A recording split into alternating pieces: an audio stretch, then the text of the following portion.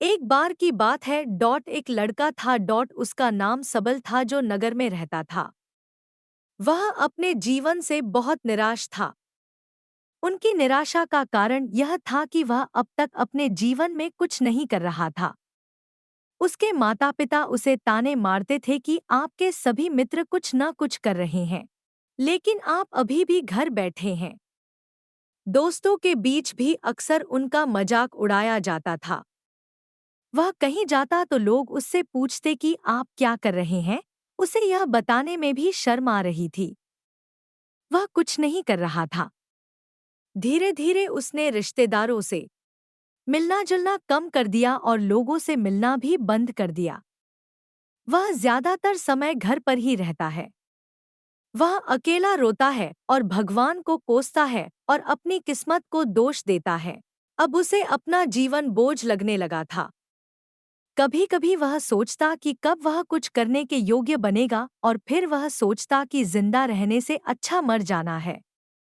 एक दिन वह अपने नगर की एक गली से गुजर रहा था।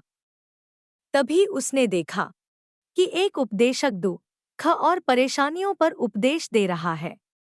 वह भी उसी भीड़ में सबसे पीछे बैठ गया और गुरु के प्रवचन सुनने लगा। उपदेशक कह रहा था, दुख एक शिक्षक की तरह है जो हमें जीवन की सच्चाई दिखाता है और हमें जीने का सही तरीका सिखाता है। आप चाहे तो जिंदगी जीना भी सीख सकते हैं। गुरुजी उपदेश दे रहे थे कि तुम चाहो तो कुछ भी हासिल कर सकते हो, और अगर चाहो तो एक कोने में बैठ कर रो सकते हो।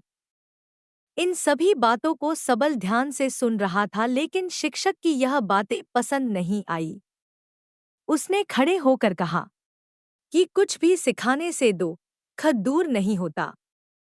इसमें केवल दर्द होता है। दुख की पीड़ा अनंत है। ऐसा लगता है कि इसके बाद कुछ होने वाला नहीं है। इससे कुछ भी फर्क नहीं पड़ता है। इसके सामने तो मौत भी छोटी लगती है। उपदेशक ने कहा, फिर तुम्हारा दुख क्या है? सबल ने उसके सामने अपनी सारी व्यथा सुनाई और पूछा, मेरे दुख का कोई उपाय है तुम्हारे पास? यह सुनकर शिक्षक मुस्कुराए और बोले, तुम उस दिन मेरे पास आओ जब आपके जीवन में वास्तविक दर्द हो। मैं आपकी समस्या का समाधान अवश्य करूंगा। यह कहकर गुरु वहां से चला गया। सबल ने सोचा, कहीं मेरा दुख नकली तो नहीं है? क्या मैं जिस दर्द से गुजर रहा हूं वह नकली है? मेरा दुख कोई नहीं समझ सकता। जब माँ बाप नहीं समझते तो गुरु क्या समझेगा? उनके दुखों से व्यथित होकर सबल ने एक फैसला लिया कि अब वह कुछ करेगा। सबल ने एक छोटा व्यवसाय शुरू किया, पर उसे सफलता नहीं मिल रही थी। लेकिन उसके घरवाले पूछते हैं कि क्या वह कुछ कोशिश कर रहा है। वह अपने व्यवसाय में लगा रहा और धीरे धीरे उन्हें सफलता मिलने लगी। फिर उसने गति पकड़ी और केवल 3 साल के अंदर ही वह एक बड़ा बिजनेसमैन बन गया। अब सबल के आसपास ऐसे कई लोग थे जो उसकी परवाह करता था, जो उससे प्यार करता था। अब उनके परिवार के सदस्य भी उसकी तारीफ करते नहीं नहीं थक रहे थे। दिन ब दिन उसके मित्रों की संख्या बढ़ती जा रही थी। अब वह अपनी जिंदगी से बहुत खुश था। उनके कुछ दोस्तों ने उन्हें सलाह दी कि जब आप एक बड़ा बिजनेसमैन बनकर बहुत खुश हैं, तो सोचिए आपको कितनी खुशी होगी अगर आप इस शहर और इस राज्य के सबसे बड़े बिजनेसमैन बन जाते हैं। कितने लोग आपसे जुड़ना चाहेंगे, आपकी कितनी बड़ी ख्याति होगी, और स्वयं राजा भी आपसे दोस्ती करना चाहेंगे और जरूरत पड़ने पर ही आपसे पैसे वजह उधार हमें बहुत लेंगे। बुरा कहा। जिस जगह दोस्तों की हमारा यह बात सम्मान नहीं सबल के हो, मन में वहां घर हमें कर नहीं गई। रहना चाहिए। अब वह और पैसे बुद्ध ने कमाने कहा, की कोशिश क्या करने लगा, किसी और लेकिन जगह तुम उसे अच्छे यह सब व्यवहार की बहुत ही अपेक्षा जल्दी रखते हो? चाहिए था। वह समय बर्बाद नहीं करना चाहता था। उनका अधिकांश समय इन चीजों को प्राप्त करने में गलाने लगा। इसलिए वह ऐसे काम करने लगा जो सही नहीं था। उसने बड़ा उधार लेना शुरू कर दिया। उसके दोस्तों से पैसे की मात्रा और अधिक मुनाफा कमाने के लालच में वह अपने माल में मिलावट करने लगा। उसने अन्य व्यापारियों के खिलाफ भी साजिश रची और उन्हें डराया धमकाया, जैसा उसके दोस्त कहते थे वैसा ही करता था। वह इन तरीकों से ज्यादा पैसा कमा रहा था, पर अब उसके जीवन में पहले जैसा चैन न था। उनके मन की शांति गायब हो गई थी और वह रात को सो नहीं पाता था। वह वह हंगामे में रहता था। वह सब कुछ पाकर भी उन्हें किसी चीज में सुख नहीं मिल रहा था। एक दिन सबल अपनी गाड़ी में कहीं जा रहा था। तभी रास्ते में उन्हें उपदेशक का आश्रम दिखाई दिया। वह रुका और गुरु के पास जाकर बोला, संत, आपने मुझे मेरे पास आने के लिए कहा था जब मेरे जीवन में सच्चा दुख आता है। अब मैं बहुत दुखी हूँ कि मेरी नींद हराम हो गई है। मुझे कहीं भी शांति नहीं मिल रही है। इस प्रकार सबल ने अपनी सारी समस्याएं गुरु को बता दी। गुरु ने कहा, जब तुम पहली बार मुझसे मिलने आए थे तब भी तुम किसी दुख में थे। आपने उस दर्द से क्या सीखा? सबल ने कहा कि सिर्फ सोचने और चिंता करने से कुछ नहीं होता। आपकी दृष्टि को सच करने के लिए यह कार्रवाई करता है। और सिर्फ काम करने से कुछ नहीं होता, परिणाम भी मिलना चाहिए। जब आपको लगता है कि आपका लक्ष्य हासिल नहीं होने वाला, तब राह में चाहे कितनी भी मुश्किलें आ जाए, मन कितना भी निराश क्यों न हो, कितना भी लगता हो कि अब कुछ नहीं होने वाला है, तभी विश्वास करें, मैं जो भी कर रहा हूँ उसमें अवश्य सफल होऊंगा।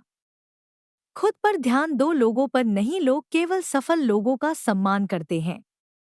कोई कितना भी अच्छा क्यों न हो, वह हमेशा लोगों की नजरों में बोझ बने रहते हैं।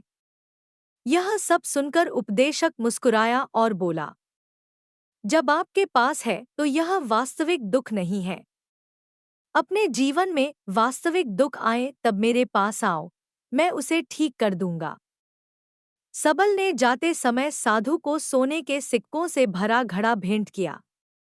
घड़े को देखकर गुरु ने कहा कि यह मेरे किसी काम का नहीं है। उस पेड़ के नीचे गड्ढा खोदकर गाड़ दो। सबल ने घड़े को पेड़ के नीचे दबा दिया, जैसा कि गुरु ने बताया, और वहां से चला गया। कुछ दिनों से कारोबार ठीक चल रहा था, लेकिन व्यापार के गलत तरीके के कारण धीरे धीरे उसे व्यापार में घाटा होने लगा। उसकी सारी दौलत धीरे धीरे खत्म होने लगी और एक दिन ऐसा भी आया जब उसके पास कुछ भी नहीं बचा और उस पर कर्ज का बोझ चढ़ गया था। परंतु वह निश्चिंत था, क्योंकि उसने अपना सारा कर्ज अपने दोस्तों से लिया था। उसने सोचा कि उसके दोस्त बुरे वक्त में उनके साथ खड़े रहेंगे, लेकिन ऐसा कुछ नहीं हुआ। जैसे ही बुरा वक्त आया, दोस्त पहले उससे कर्ज मांगने लगे। अगर उसने कर्ज नहीं लौटाया, उन्होंने उसे जान से मारने की धमकी भी दी। उनके सभी शुभचिंतक और प्रियजन उससे दूर हो गए। उसके दोस्त जो लेकिन ऐसा कुछ नहीं हुआ। जैसे ही बुरा वक्त आया, दोस्त पहले उससे कर्ज मांगने लगे। अगर उसने कर्ज नहीं लौटाया, उन्होंने उसे जान से मारने की धमकी भी दी। उनके सभी शुभचिंतक और प्रियजन उससे दूर हो गए। उसके दोस्त जो उसके साथ मस्ती किया करते थे, अब उससे दूर भाग रहे थे। उसका परिवार उसकी गलतियां और कमियां गिनने लगा। उनकी सारी संपत्ति नीलाम कर दी गई और उसके पास कुछ भी न बचा। जब उसने अपने पिता से मदद मांगी, पिता ने कहा कि मेरे पास थोड़ी सी संपत्ति है, मैं तुम्हारी माँ को क्या कहूँगा अगर मैं तुम्हें दे दूँ? यह संपत्ति हमारा अंतिम उपाय है। सबल के मन में गहरा दुख छा गया।